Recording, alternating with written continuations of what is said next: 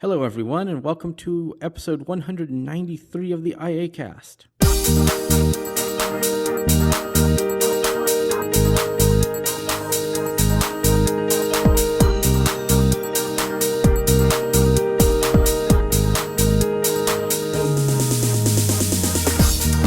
All right, with me today, we have a good group of folks. We have Angie Fisher back with us. Hey, Angie. Hey, good to be here. Yeah, it's good to have you. We Thank have you. Michael Babcock. It's starting to feel a little crowded in here, Michael. Mm-hmm. We have Marty Sobo. Hey, y'all. And we have Lynn Snyder. Hey, everybody. My neighbors are having a party, so if I'm absent for a bit, it's because I went over and asked them to cook me a slab of beef. There you go. Food is always a good thing. It always makes me happy. There are so many times where I'm on a call with one of these guys. Oh, our food delivery's here. Gotta go. Yeah. That's a regular thing. Yep. DoorDash and Diet Dr. Pepper, the 2 Ds. There you go. DoorDashers present. Hey. So we have a pretty packed episode. We were off for a week because I was out at the American Council of the Blind of Texas conference. It was a great conference. Taylor and I were there, met a lot of folks, and talked a lot about way around, and got to tell people about VO Starter and VO Starter Weekly. People love that. Great downloads on the app. 2.9 thousand or something like that already. Fantastic. And so, yeah, it's very exciting. We have some exciting news, and we'll go more into detail on this on Thursday's Unmute Presents episode. But we want to kind of give a sneak peek here, and that is, we've been talking with Michael and Marty every time they're here and kind of going through what's been up on the different Unmute episodes throughout the week, which we're going to do in just a moment. But first, I want to announce to everybody that the IACast network is expanding. Yes, we are expanding, and we're getting new content and new shows thanks to us joining with Unmute Presents. So on the same podcast network where you could get hands-on safety, you could get programmatic, you can get all these other shows, you will get all of the content from Unmute Presents. So it's very exciting. We have a full 30-minute episode explaining all of that coming out on Thursday. So it's very exciting. It's a good conversation between me, Marty, and Michael. So check that out when it comes out.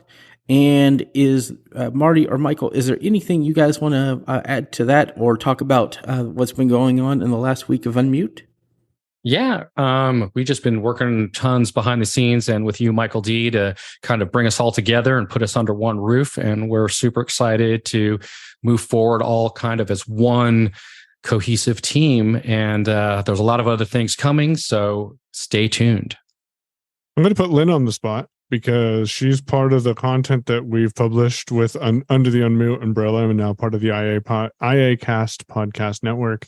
Lynn, do you want to give people a brief overview of the things you talked about on this week's Friday Find for September 1?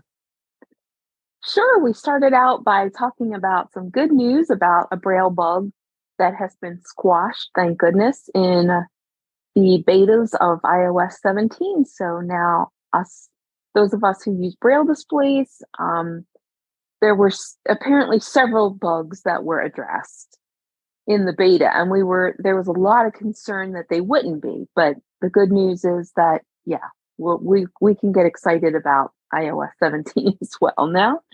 And we talked about the changes in social media, where people are feeling like they want to go out on their own because they're feeling like social media is more media than social. And so people are leaving some of the big platforms and going to things like Discord and some of these other places where they can really have more control over the community that they are surrounded with. Like you have Instagram, that's everything is polished and beautiful and curated. And people are wanting more, cozy, comfortable community atmospheres. So they're leaving some of the platforms that, the traditional platforms and going to others. We were talking about a headband that has been developed for blind folks. And I'm trying to say this with a straight face because I think it's kind of funny.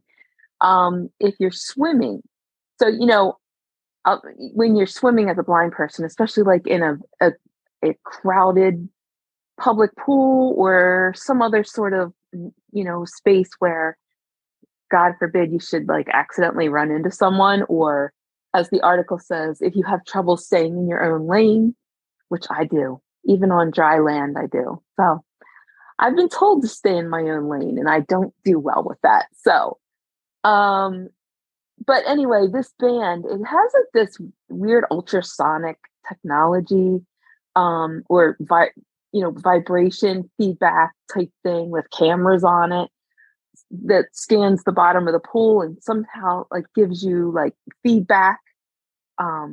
It has two things on the side of your head that I guess vibrate when you're about ready to smack into the side of the pool or something. I don't know, but it's pretty silly as far as I'm concerned. But somebody might like it, and if somebody ever uses it, I hope they do a review of it.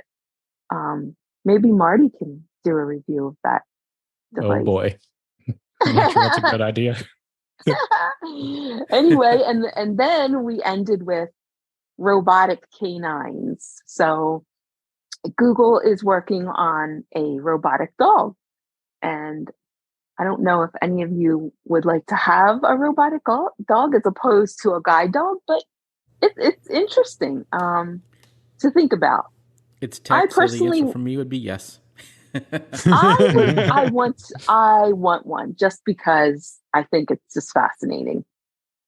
As a guide dog user, I want to try one. I would do it. I would totally. Yeah. I want to see what it's like. Yeah, and they say that it learns things that surprise My dog them. just looked up at me like, "Why? What?" He did. He popped his head and said, "Why? But I'm cute and I love you." But yeah, I would just totally think of try how much one. time you'll save by not needing to take it out. I mean, Take it out, groom it. Apparently, you do have to train it, and it has to train you because you have to speak to it in a way that understands. But I mean, let's face it, our real canines train us too, right? They teach us where they want to be rubbed behind their ears and on their belly, and what kind of dog treats they like best. So, I'm really glad that we had a chance to talk about this, because this could be a whole topic in itself, and we may do this one day. Like, would you have a robotic guide dog, and why? And I've always, there's people that would vehemently say no, but there's others that disagree, and so I think it's worth a conversation on another episode. But yeah. I will also say one other thing for Lynn is stay tuned to the next episode coming out this Friday, because there's going to be a really awesome announcement coming. So check that out. And then on Thursday, we had a chat with Gary and Mia from Echobatics, an interesting looking application that I've been playing with off and on. You'll want to go listen to the history behind that and how they've put that together. On Wednesday's Shell Phone Show, we talked about the ability to reset your BlindShell Classic 2 to factory defaults. Sometimes you just need to do that. Michael talked on VO Starter Weekly about turning voiceover on and off, so that way, well, I guess this one is stopping voiceover. We had the ACB community replay on Tuesday, and then we also had Technically Working 23 on Monday, and you can get all that content in the IACast podcast feed. Yep, that would be the IACast network feed. Yep, IACast network. Yes. Thank you, Michael.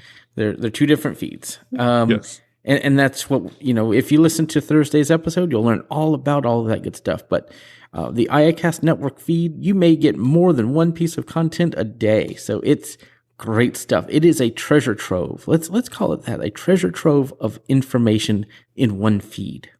You do get more than one piece of content on Wednesdays currently. Mm-hmm. Yep. Well, we haven't decided when we're going to start season 2 of VO Starter Weekly yet, so it may not be directly after season 1 ends. So leave people in suspense there for a little bit. Okay, so we have some interesting news that is happening. I like to call this time of year tech baseball playoffs. I don't know if you guys have ever thought about this or if I've told y'all before. I like to say there's a the tech season falls in line with baseball. You start to get announcements in March, and they go all the way through October, right? Especially with Apple, except for this year. Apple kind of had an exception this year. I guess winter training instead of spring training with the new Macs. But typically they announce in March and they go and have announcements through October. Well, we're getting to the playoffs and because baseball kind of follows the same thing, March through October for the season, right? And so we're kind of getting into that this year, the playoffs, getting to the World Series, and typically it's Apple and Google, always has been Apple, Google, and I guess Samsung in times. But we have a lot of announcements that have been either confirmed or rumored to be in September and October. So let's go through those. We do know a confirmed iPhone 15 event September 12th. They should have done it September 15th. That would have been so fitting, Oh, yeah. But it is the 12th. And we're I'm hearing, maybe new AirPods cases or USB-C things, USB-C on iPhones, all kinds of new titanium iPhones. Cool stuff. I'm really excited about it. And I think this is going to be the year of USB-C. Mm-hmm. From what I understand, of course, we don't know this till they actually make the announcement, but at the same time that they're announcing the new phones, they're supposedly announcing in some sort of way new AirPods, I think AirPods Pro with a USB-C port and getting rid of the Lightning. So if you got a new phone and new AirPods, you'd have one cable to rule them all, one USB-C cable. And I don't know that nice. I don't know that they're coming out with new AirPods. I think they're going to come out with a new case that you can buy them which won't even do anything. It's just going to have a USB-C port. It's going to be the same, I think. Yeah, and that's fine. Now, if we get AirPods 4 with USB-C, I might have to That would be awesome. Yeah. Yep. That would be amazing. Mm-hmm. I'm just happy that there's USB-C. It's time, Yeah. I've been dragging around lightning cables for this and that for a while now, even though I use wireless charging for most of my stuff anymore. Mm-hmm. Sorry, it just got a lot worse out here. So, there's been rumors that one thing that's concerned me, and I don't think that this is going to be an issue. Everybody thinks that Apple's going to add a USB-C connector or or cable that's going to limit the speeds to the same as Lightning. I just don't see them doing that. Do y'all? I mean, why would they do that? Why would they do that? It doesn't make any sense to me, but. Well, there's a couple of things. First of all, they just came out with brand new 2 headphones and earbuds through the Beats by Dre. And that's actually owned by Apple, and they have USB-C. So if they're putting USB-C in those things, I think they're going to start putting USB-C in their own actual Apple branded products. Mm-hmm. But they want to stay consistent, I'm sure. A lot of people like USB-C, and I'm sure that they like the other products that they own, but they also want their own products to be on par. Secondly, I think that there's other countries that are requiring them to be USB-C because in those countries, they're requiring everyone to be USB-C. So they're trying to make everyone equivalent across. And I don't think that Apple's going to spend a whole bunch of money to manufacture one thing for one country and a bunch of different things for other countries. So I think that's a big part of it as well. They're kind of getting forced into doing it, I think. Yeah, but there's rumors that they're going to use the connector. They're going to throttle the USB-C connector. Throttle it down, or cable. Yeah, but what does that mean exactly? I've heard another rumor that they're going to charge you extra. Yeah, the data part of it is going to be lightning speed rather than USB-C. And then you can pay extra to buy a faster cable, which seems stupid to me. Mm-hmm. Sorry, I don't know why they do that. I don't know why they do that. I don't like it. I really hope that's not true. If you have to buy another cable, though, then why couldn't you just buy a cable, for example, from a third-party company? Yeah, right. Use an anchor cable. Yeah, exactly. That's what I was just going to say. Does Apple actually make money on cables? I mean, yes, they do, because currently Lightning they're going to be braided, though. there's a rumor that we're going to get braided cables with the iPhones. Ooh, Right. But let me answer Lynn's question for a second. Colored The reason braided why they're piano. hesitating so Braided. much, the reason why they're hesitating so much on changing the Lightning is because they own the patent on that. And if you want to get a certified Lightning cable, you've got to pay Apple. You have to pay, yeah. As soon as they get rid of that and they go USB-C, they're a standard port that's the same across the board, and they can't make that money because the USB-C is like a standard, right? So they're no longer going to have to pay Apple to create a certified Lightning type of a cable, right? So Apple technically could be losing money now that they're not charging for this patent, to be able to be Lightning certified. MFI wouldn't. I want to see how they handle devices as well, like USB-C devices. Oh, that's what I was. Because I almost went charging via MagSafe anyway. So Lightning, versus USB-C. Yep. Isn't going to matter so much for me as far as that goes. Yeah. So it's very interesting. We'll have to see, but we've got a lot more to go through. So let's keep moving. We will have probably a whole Apple event predictions episode as we normally do, and so we'll talk about all of that then. But we also have heard that there will be an Amazon event for September 20th, I believe. And they're supposed to talk about AI and new devices there. So that will be interesting. Interesting. And then I believe Microsoft's event is the 21st. And they're supposed to talk about AI and Surface. Really excited about that. Yeah, that'll be interesting to see. I'm kind of curious the tablets, what they're going to come out with, like what kind of upgrades are going to make to them. And then I believe is it October 13th is the Google event for the Pixel 8. 4th? October 4th. Is it me, or does it seem like they just came out with the Pixel 7? 7 was last that was less.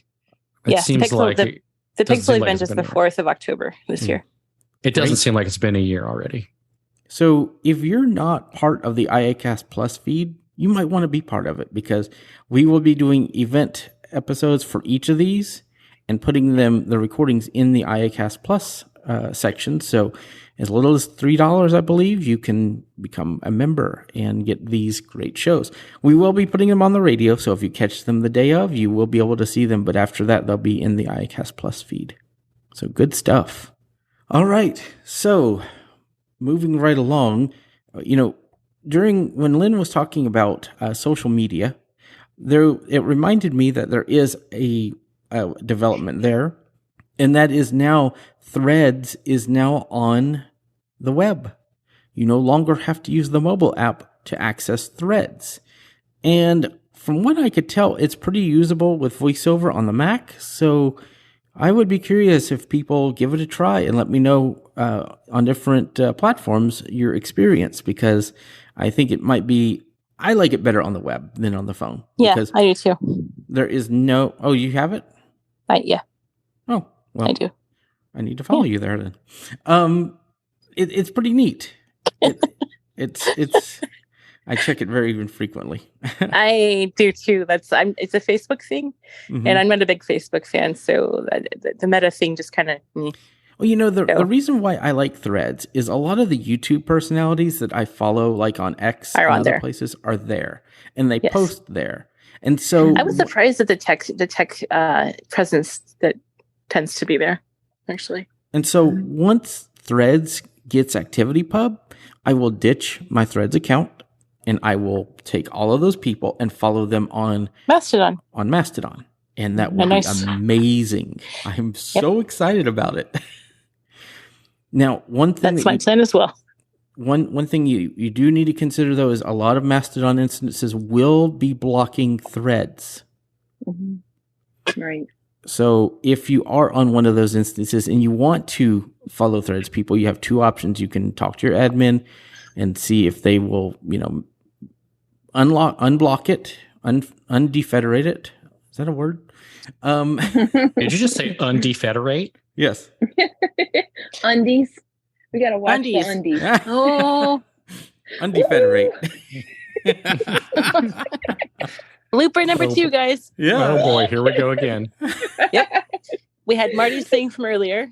we haven't had many outtakes on the show, and so this has been good. But we're keeping this in. Undies. So We're keeping this one in. So, yeah. So it happens.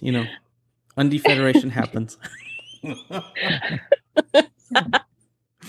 Anyway, oh my gosh! See what you came back to, Angie. This is what you get on a holiday weekend. Unde-Federation Song Edition. Right. I'm done. Okay. Right. So yeah, holiday weekend IACast. Yep. And no one's drinking here yet. Right. Right. Doing the Unde-Federation. Yeah. We might be more. We might be more polished and collected. No, we might be more polished and collected if we do drink because we'll be too cautious. Right. So okay, let's move on. Man, this feels like old times. We haven't had a laughing part of an episode like this in a while, so this is great. Yeah, it's a slow news day, as they say in the. Well, there's been a lot. There's a lot going on, actually. Yeah, that's what it is. But this is really good tech news. Like the presentation stuff is going to be so much fun. Mm-hmm. Just all the news and all the events. And yeah. Ooh, my neighbors new devices. Yeah. Spend your money. So because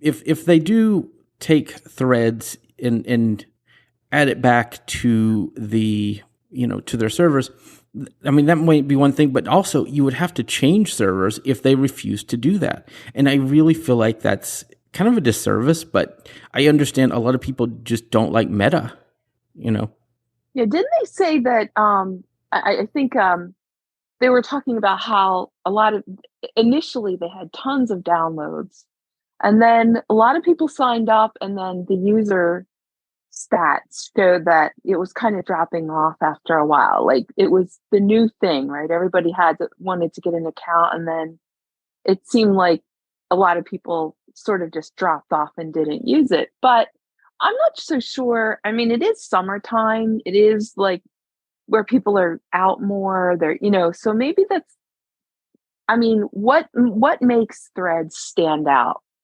as a social media platform? It's like different. What makes it shiny. Inviting? Yeah. Mm-hmm. It's shiny. And I mean, accessibility wise, it has problems. Mm-hmm. Yeah, but it does. One thing that I do like about Threads on Android is on tablets, it looks great. There is no iPad version of Threads. It's just a part of the screen phone app. So, I mean, it just depends on how you use it. And I am wondering, though, if I could go on the iPad and go to the Threads website, if it would say, you need to have the app or, Try it. But on Android, if you're on an Android tablet, it will just blow up the phone app to be full screen, which is better than a small little app on the screen. Yeah. Phone-sized app on a tablet-sized screen, which is awkward. Yes. And clunky and annoying to use. Yeah. So I wonder what Meta had in mind when they created Threads. I mean, what was their... They wanted to kill Twitter. That's the point. They were trying to basically take down Twitter. They wanted to build a text-based social media platform that was similar to Twitter. I don't think it will kill Twitter. I don't think they knew it would. I don't think they expected it to kill Twitter. But they thought, hey, we can leverage Instagram. And it is clearly an Instagram app. It is not made by the Facebook team. It's not made by the WhatsApp team. It's made by the Instagram team. Guess what other app doesn't have an iPad app? Instagram. Mm-hmm. Do you think it ever will, or you think they don't want it to? It's just phone only. I think that they just don't want to put forth the resources to do it.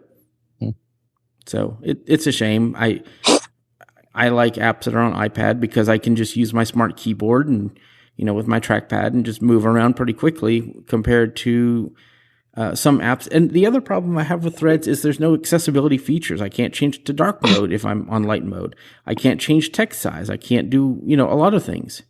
So I'm there because people are there. And I think that's why everybody else is there. Yep. So I think in the first week they had like 60 million or something like that right away. I'm still excited that I was. Wasn't there a point when people were like actually deleting their accounts, or a period of time when they just stopped? Mm-hmm. I don't know if it was that they were just not using it, or that they actually were. I heard a bit of both. So I was excited that I was in the first 500,000 users of Threads. Nice. To sign up. Yeah, I'm like, that wow. is something to. Out of 100 million, when I heard it was released, I was at the NFB conference, and I heard it was released, and I picked up my phone, and I logged in. I'm like, ooh, I'm in the first 500,000. Sweet. Crazy.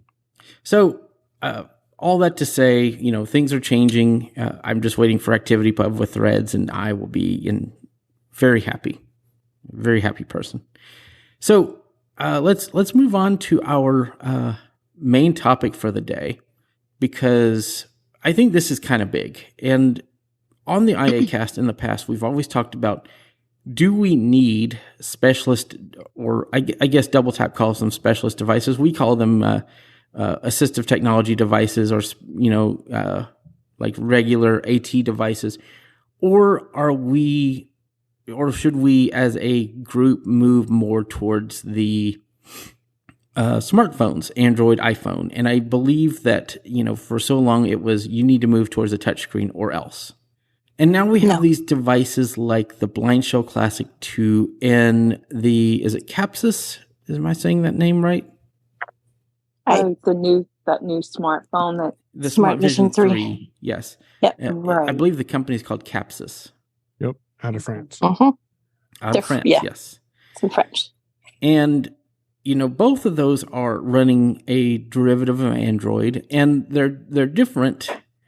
And I've gotten to see the BlindShell Classic 2, which is kind of a candy bar phone with buttons, no touchscreen. It's running an earlier version of Android, and it has its own app catalog that you can download.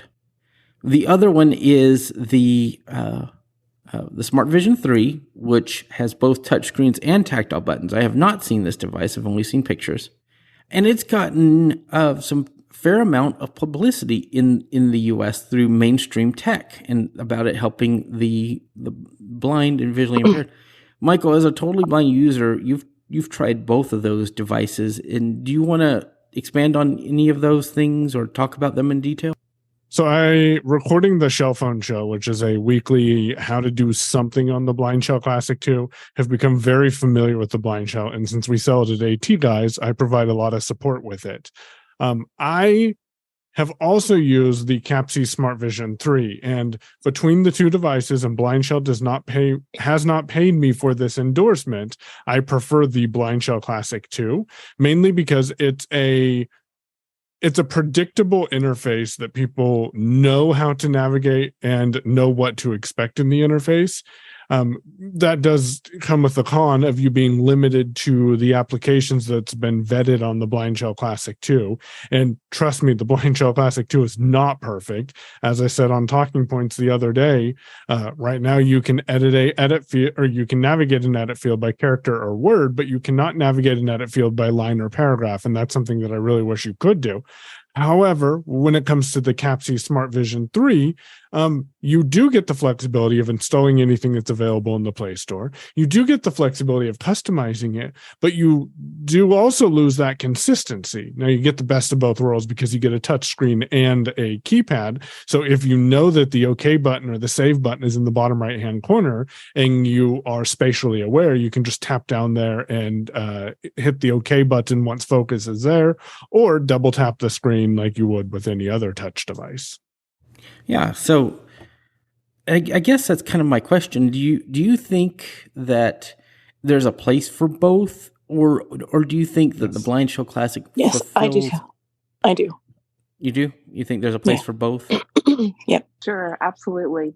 There are just some people who aren't comfortable with touchscreens, and especially if you have even like elderly people who have macular degeneration. And some people just like buttons. Like they just prefer the button interface to navigating a touchscreen. It intimidates some people. So even if you just use the buttons and the arrows and that kind of thing to work them up to getting used to a touchscreen. But yeah, I definitely feel like there's tech is about preference, and it's about choice, using what works for you. Right. Yeah. And I know, mean, like, do you know how many people out there want to just be able to make a call? I mean, especially if you're someone who has recently lost your vision, a lot of people feel overwhelmed and think it's very daunting to go to this piece of glass that you have to figure out how to use gestures and double click and do all these things. They don't want to do all that. They still just want to make a phone call. They don't need to. They're overwhelmed by losing their vision, by going blind, and then you add this extra layer of technology on top of it. It just makes the whole experience a lot more stressful. Exactly. So you're right. Exactly. And besides that, I mean, there's other things. A lot of people, they lose feeling in their hands and they can't really feel what's going on the screen. So by having something tactile, that's going to help them at least be able to feel a little bit. And honestly, some people, especially people who maybe are, up there in age, they don't need all of this other stuff. They just want to be able to make a phone call, really, and answer the phone, and that's it. So.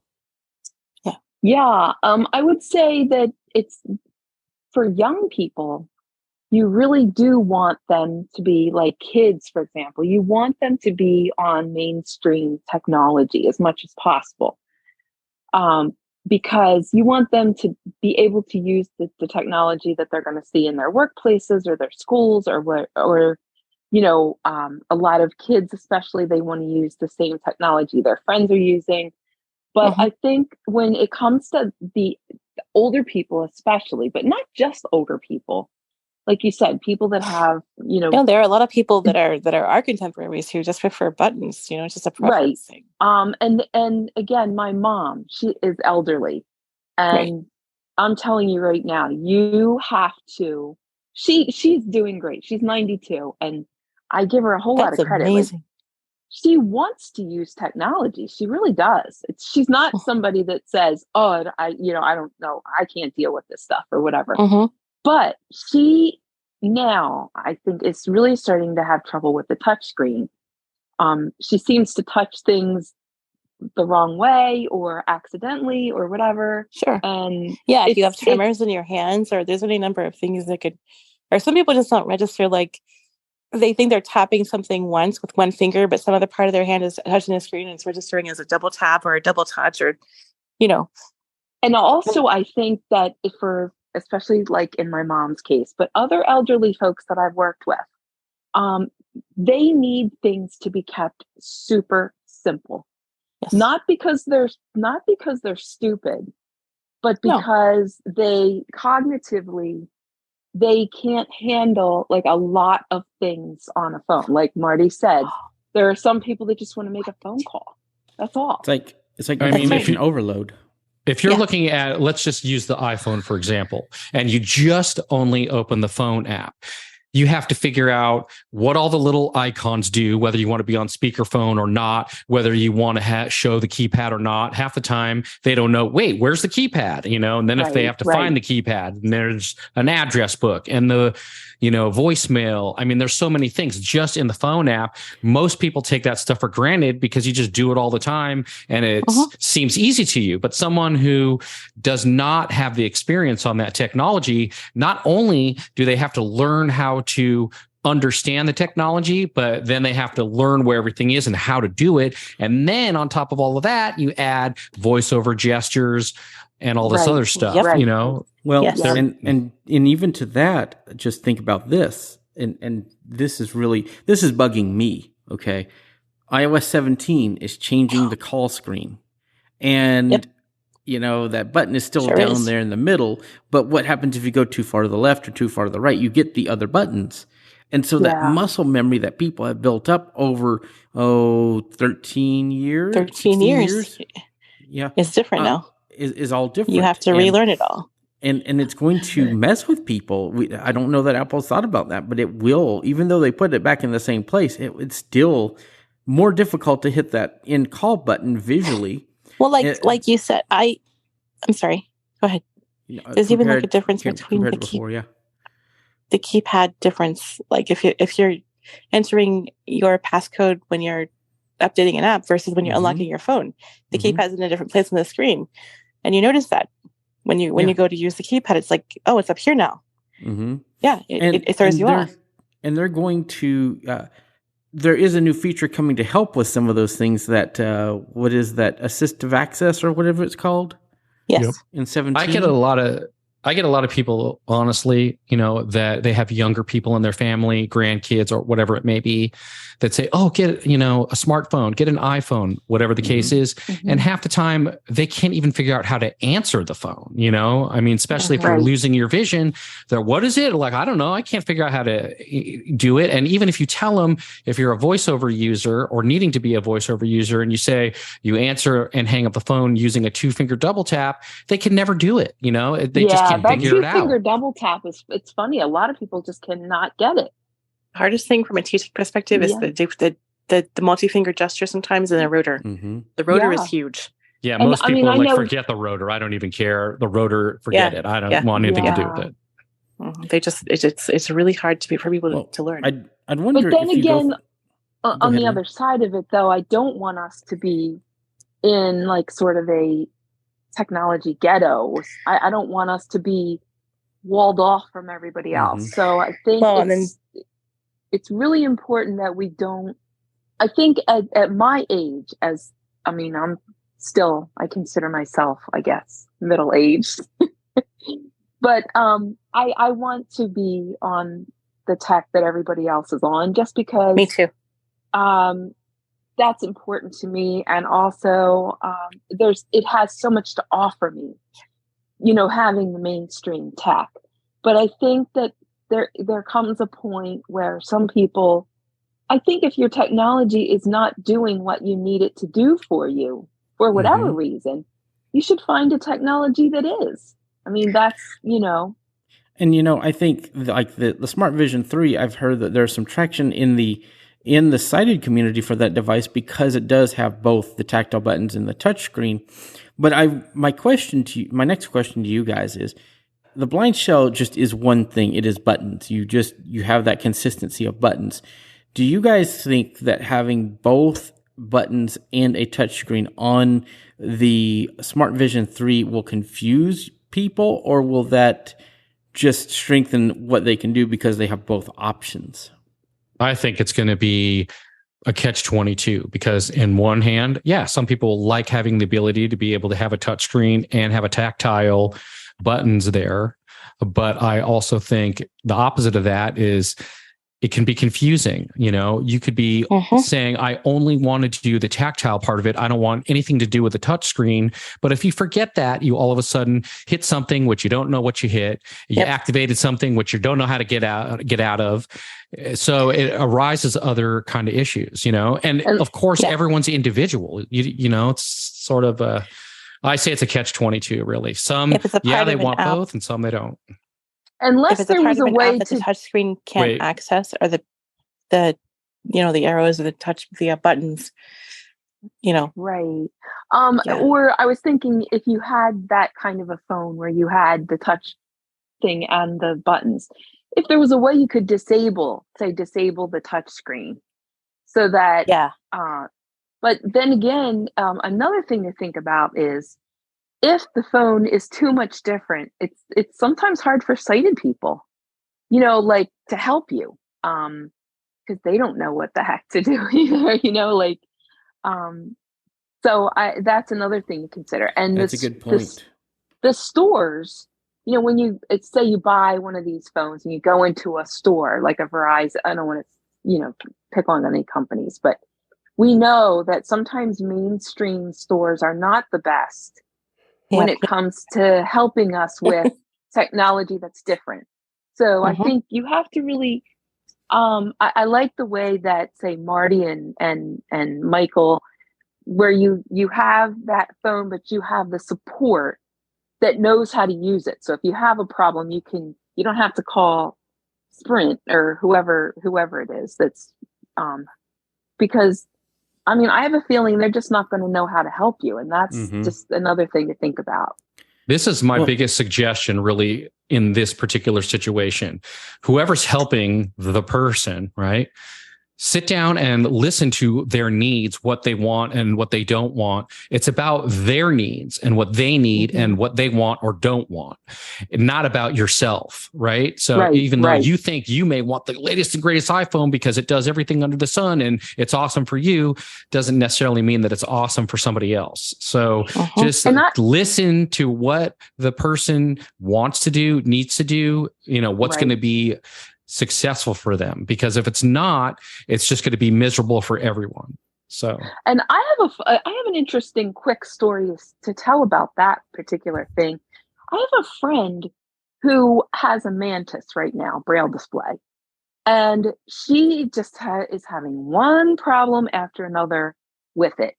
And she said that she used a not a Braille and Speak, but one of those where the 6-dot Braille displays, right? I'm trying to think which one. Well, her family members said that she looked funny using it. Yes. Wow. So her family members got her a Mantis. Oh my God. And she is just not doing well with it. And they said when sighted people would watch her, they would say, "Oh, that just looks not right. That just doesn't look." And she was more comfortable with using the 6-dot Braille thing or the 8-dot Braille, keyboard instead of the Mantis. The Mantis, she says, is just too much for her. She just doesn't like the way that it is. And here, a group of sighted people were looking at her and saying, "Gosh, this doesn't look." That's ridiculous, man. That is just, yeah. Well, that's a perfect example right there of someone doing what they want and not listening to the person and what their needs are. If they were successful with what they had before the new device and they were happy and successful doing what it is they needed to do, then leave it at that. Don't change it up just because you think they need to change it up. It's not their thing. It's the person using the device. Wow, that's it has nothing to do with what you think looks better. It. Yeah, that would infuriate me. I mean, my thought is there's always some things there, like don't go into a meeting with an Orbit Reader 20. Just don't do it. Playing cards. It sounds like you're riding a bike with bicycle cards. Kind of, yeah. And the spokes and your wheels. There's just some things you just don't do as a business person. But if you're out and about at home doing things that are not.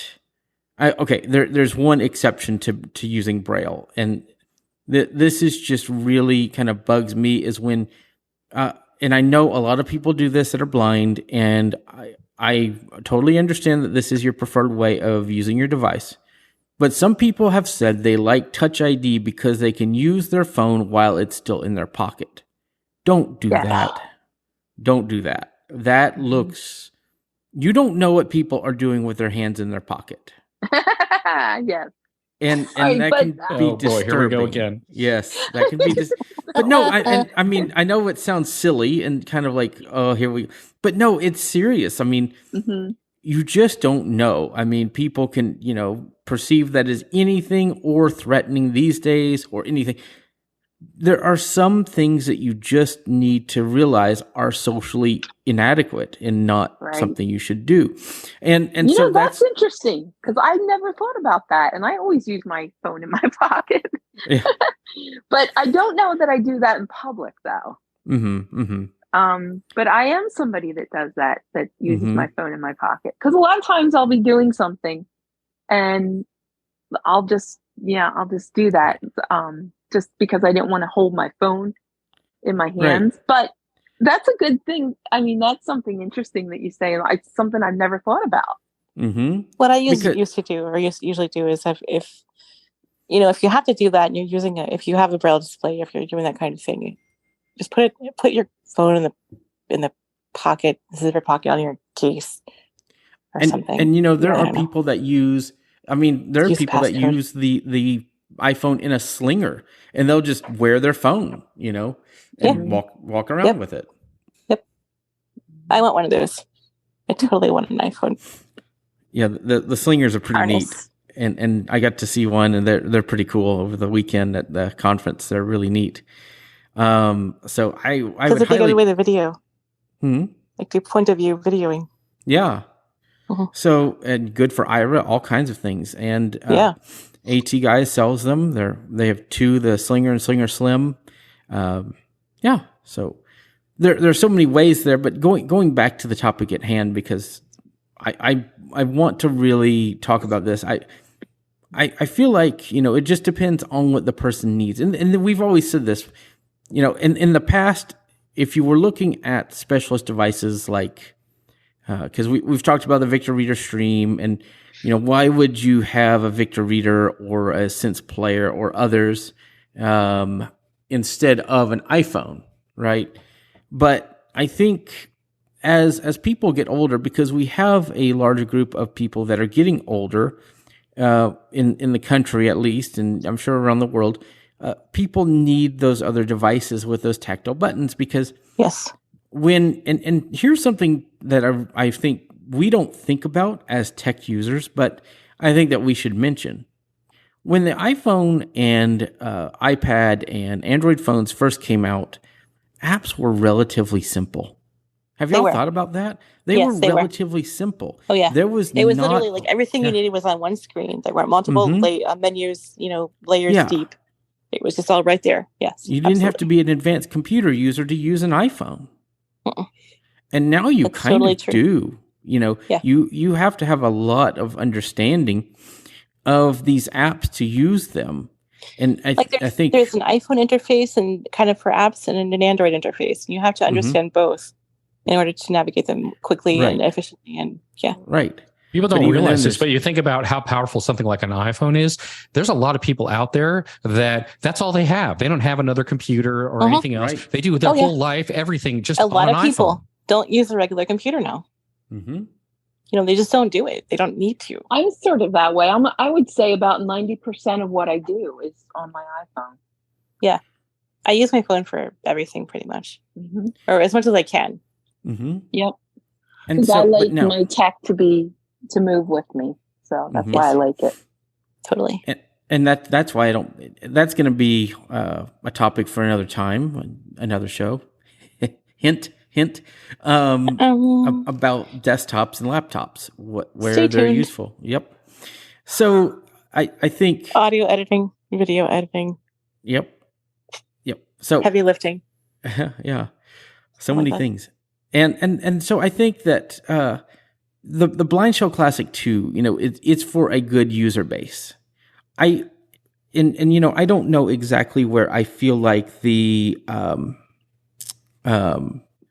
what's that thing called? The Smart Vision 3. I feel like it's the Smart Vision 3. I feel like it kind of has that. It's a middle of the road, right?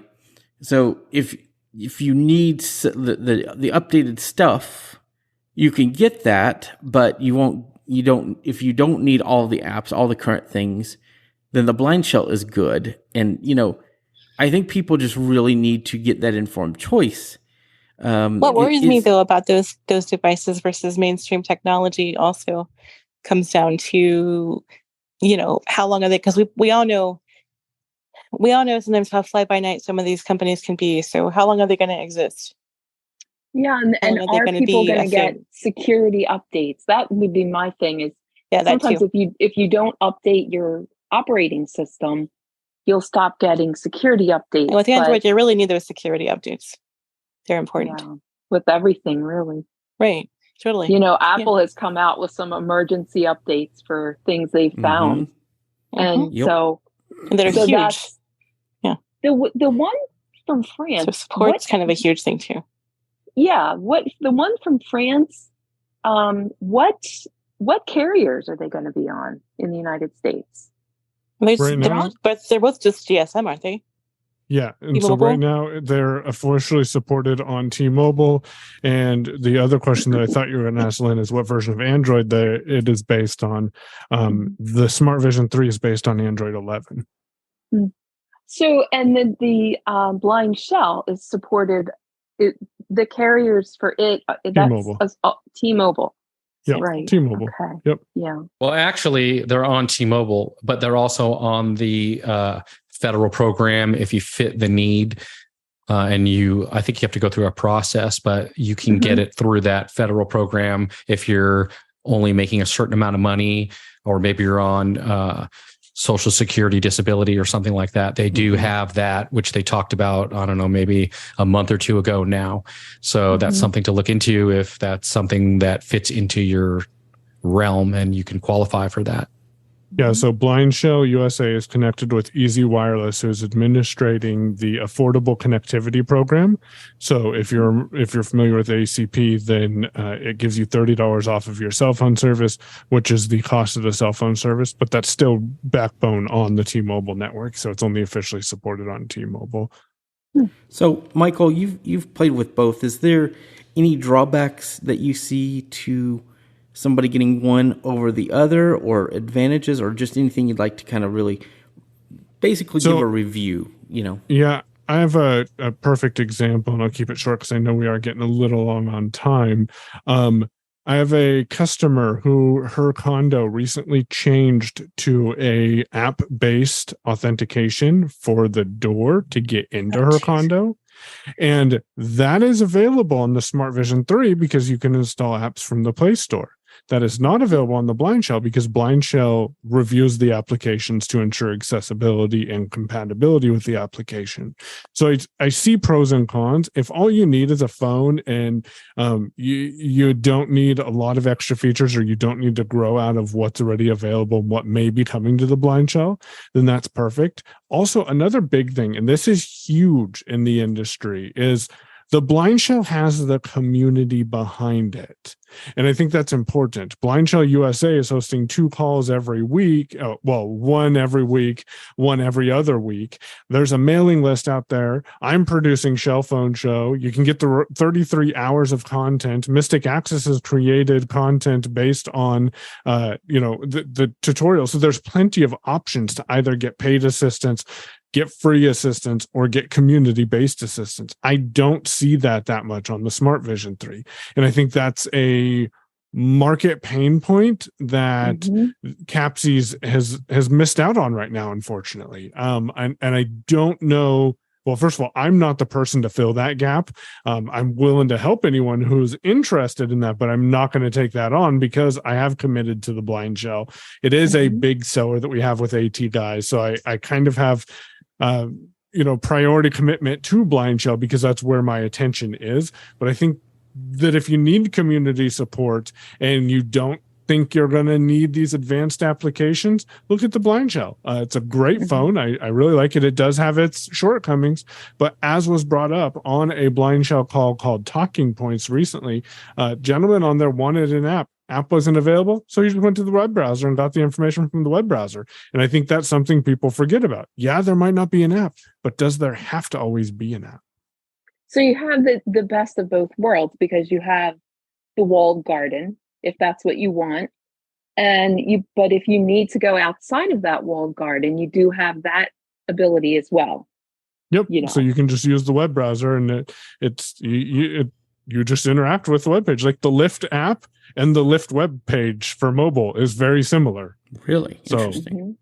Because Lyft has an m.lyft.com or m.uber.com. One thing you do want to keep in mind, though, is there are, and this was kind of brought up with the Sense Player as well. These devices are running Android, but they do not have Google services. Yes. Right? Yes. Right. The Smart Vision 3, I believe, does because it has the Play Store. Yep, and it's certified by Google. The Play services part isn't there for the other stuff. Right. And so certain GPS and navigation features that you would get from Play services, they may have their own equivalents, but the same that you would get with Play services is not there. So also you lose that sign in with Google functionality as well too. In a lot of sign cases. in with Google. Yes. But didn't they fix that with like signing into Gmail on the Yes. So Gmail's authentication process, and not to mean to get into the weeds a little bit now, but Gmail's authentication process in May of 23 actually changed. You used to be able to go and enable sign in with less secure apps and then get an app specific password under Google security, which is a little bit convoluted for someone who all they want to do is set up their email. Well, you can't do that now. And in order for BlindShell to keep up with what was changing, you now go through and authenticate the Thunderbird application, which is the application that they're using for mail, is the open source Thunderbird app for Android. And once you've authenticated that, then you're able to use it. So changes in technology is causing BlindShell as an organization and a platform to upgrade and update with the times. Mm-hmm. Very good to know. And this is one of those things that, we don't mind going into the weeds here on the podcast, because I feel like our listeners need to kind of know that this information is out there. We'll be here to give it to you, I would say one other thing too, if people wonder why does it take so long to get things on the BlindShell, when it comes to that, once they get a particular company on board, they have to work with that company to make an app specifically for the BlindShell. So there's a lot of work that goes into it. It's not like just go and download an app and stick it on there. There's more to that in the background.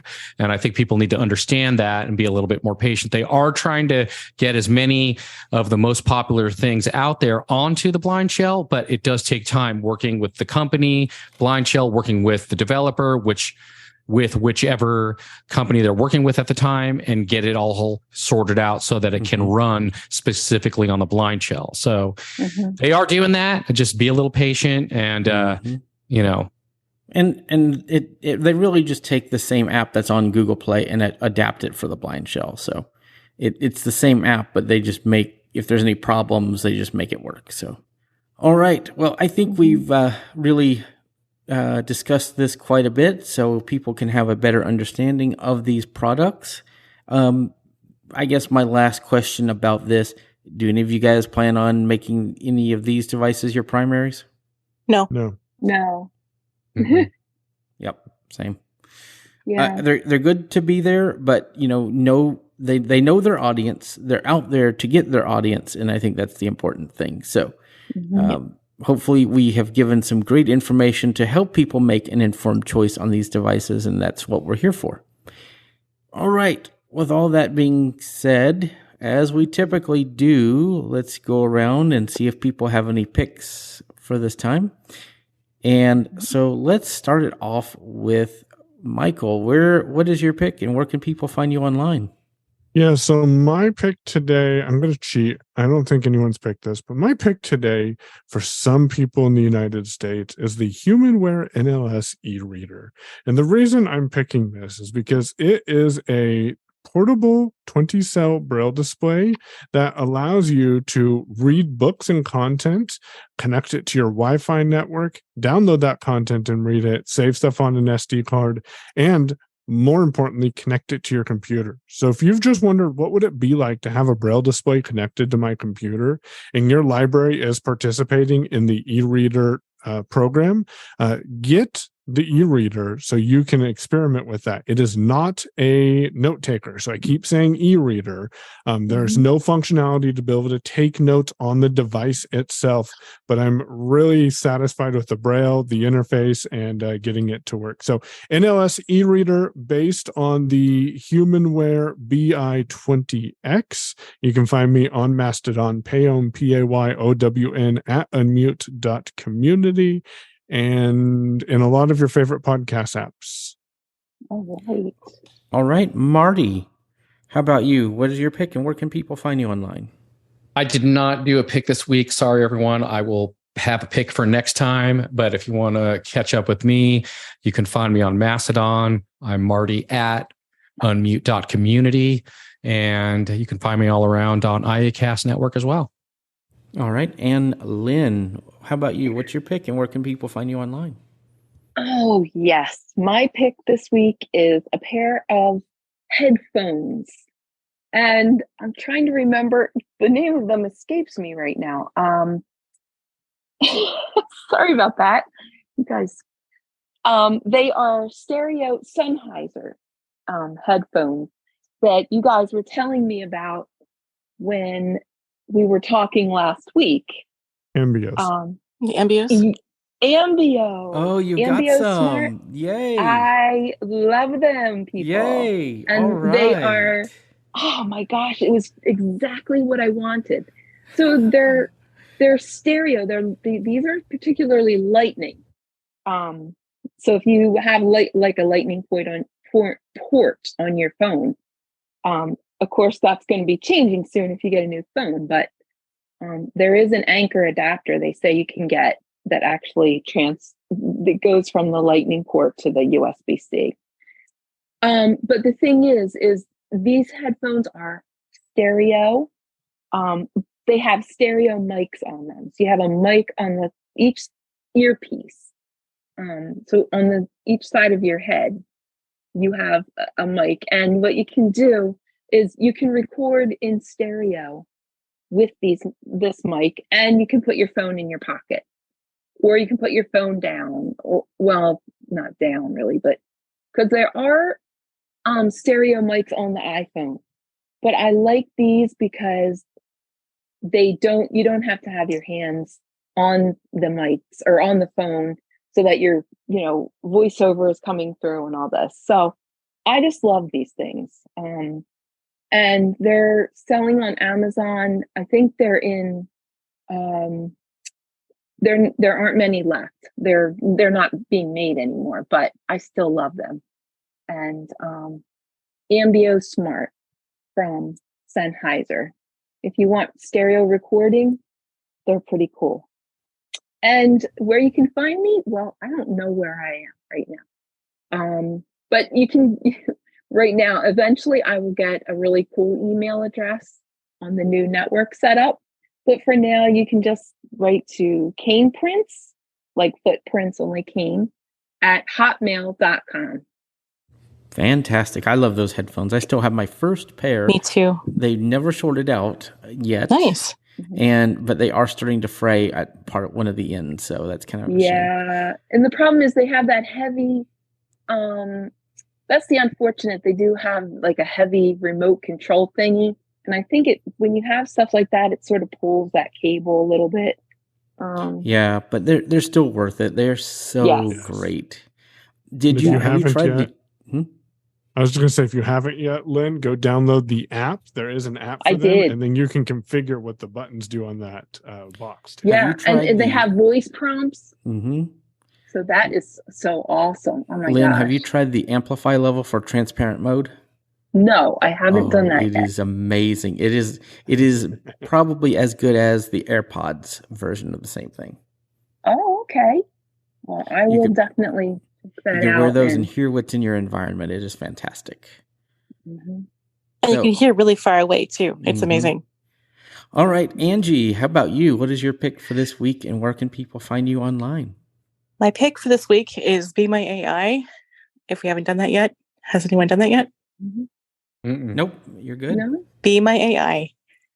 It's a feature of Be My Eyes.